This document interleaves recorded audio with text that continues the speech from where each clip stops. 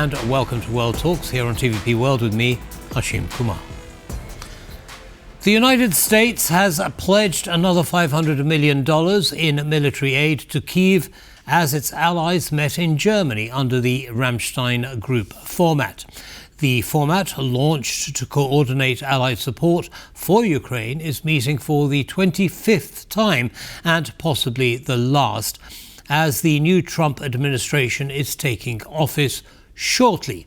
A special guest at the Ukraine Defense Contact Group in Ramstein, Germany, President Zelenskyy said, "It's clear that a new chapter starts for Europe and the entire world just 11 days from now, at a time when we have to cooperate even more, rely on one another even more, and achieve even greater results together."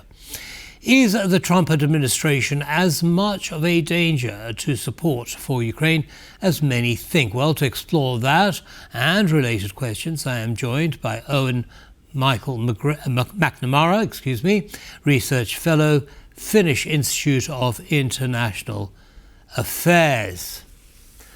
Eoin, welcome back to TVP World. And it's great to thank be here you for again. taking the time. So let's start with President Zelensky's statement. He's talking about pulling together, achieving ever greater results, and so on. What do you read into that? Is this related to Trump's accession, and if so, how?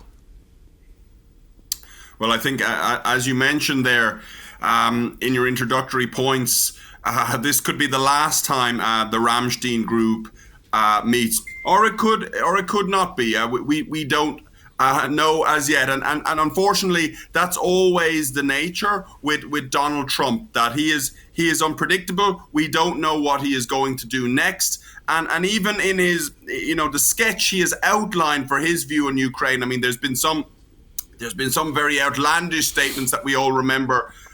His claim that he can fix the war, he can get peace in 24 hours. He seems to have dropped that off now. He's now talking about 100 days, or people in his team, in his transition team, are talking about getting peace within 100 days, which is slightly more realistic, but might also not be achievable. What he's also said about Ukraine, of course, is that if he's unsatisfied with Russia's engagement potentially in these efforts to mediate, he'll potentially supply Ukraine with more arms and more military support. But then again, on the other side of that, if he's dissatisfied with President Zelenskyy and Ukraine's diplomacy, then he will cut military support for Ukraine. So he's really leaving it 50-50, and there's a very sharp binary in how we might see things with the Trump administration right at the minute. Right. Well, he doesn't seem to be particularly close to Putin at the moment. I mean, Zelenskyy actually went to visit him and so on. But so far as we know, Trump and Putin haven't spoken in at least 4 years. Does that tell you anything?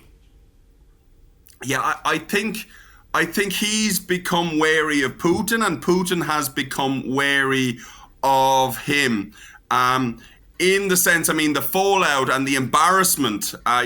Trump is, to put it mildly, a very self-centered man. He really pays close attention to what people think of him. And coming off the Helsinki summit, the major summit between Putin and Trump in 2018, he was very embarrassed. Very few of his blushes were spared, and the media portrayed it that Putin had played ducks and drakes with him, essentially, and that he'd let the US national interest down. He'd been the strong man that Trump would like to see himself, was made look weak. So after that, during the first Trump presidency, there's always been a wariness of Putin as a somewhat sly negotiator who's better at managing the optics around these negotiations than Trump might be, and can leave Trump essentially, in terms of his media reputation and his reputation among the public,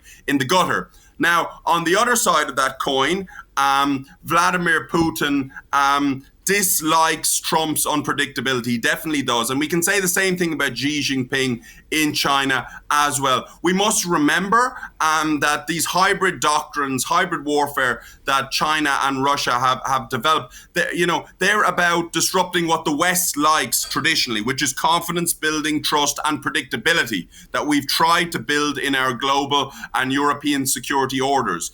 That's been the Western tradition. But Trump has really turned this back on them. He's been a wild card who's highly unpredictable. And non-Western leaders like Vladimir Putin and like Xi Jinping are not used to dealing with that. So Trump is always an unknown quantity in that regard. And of course, as the leader of the United States of America, as the president-elect in the White House, and he'll be in the White House as the president proper over the next few days, Trump still wields a lot of power, and it is very unpredictable power that surely, we can observe at this moment in time. If I can just interrupt for a second, you talk about predictability and so on that the West likes, and so do the West's enemies, and you mentioned China and Russia.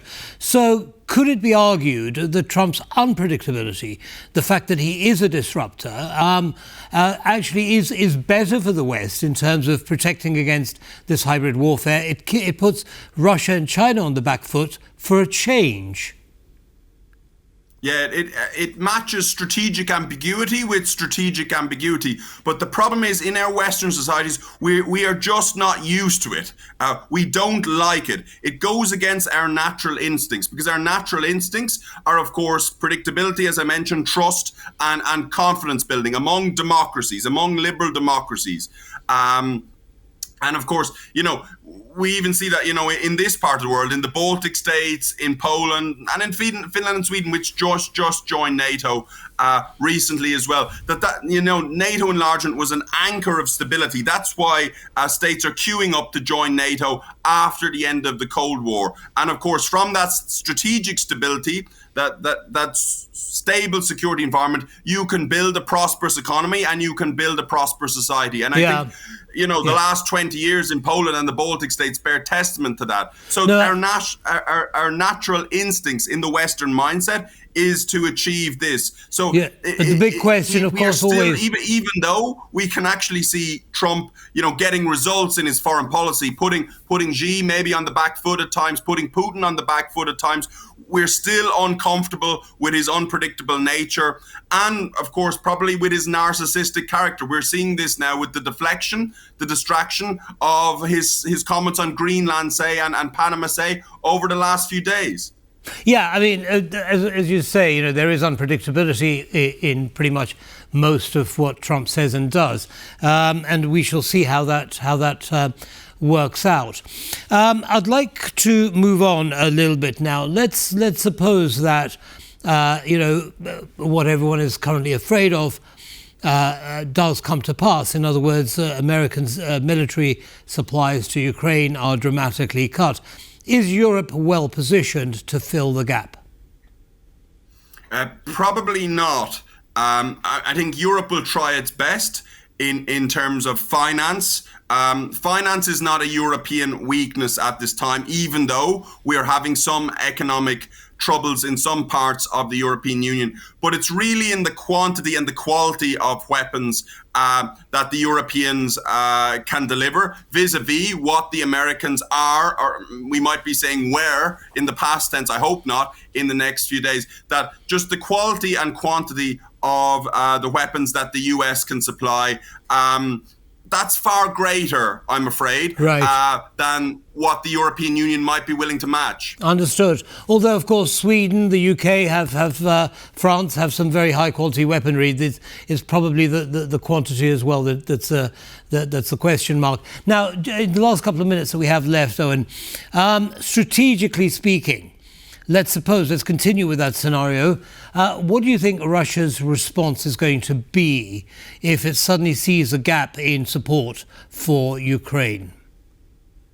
Unfortunately, what I can see there is quite a grave scenario, that Russia will very much see this as to its advantage. And of course, they're creaking at their knees as well. They're running out of resources as well. The way they're fighting, this very unsophisticated, brutal, bludgeoning way that they are fighting, using lots of human bodies as ammunition, human ammunition. So to say, they're losing more than a battalion a day now, going on reports. So they can't keep going like this forever. So this gap in support, if it comes under the Trump administration, they will see this as a window of opportunity, and possibly a narrow window of opportunity, and they are very likely to escalate, to try and achieve more of their military and political aims in Ukraine. Understood. And I think it's very, very important in transatlantic diplomacy that we try to get the message across to Trump and indeed his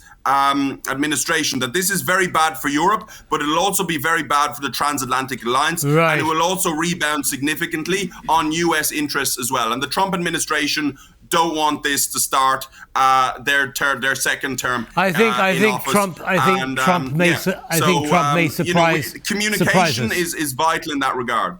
Yes, I think Trump may surprise us by his final decisions. But as always, Eoin, thank you very much indeed for coming along and sharing your analysis with our audience. Have a good day, sir. Thank you very much. Thanks. Bye now. Take care. You too. That's all from this episode of World Talks. Goodbye.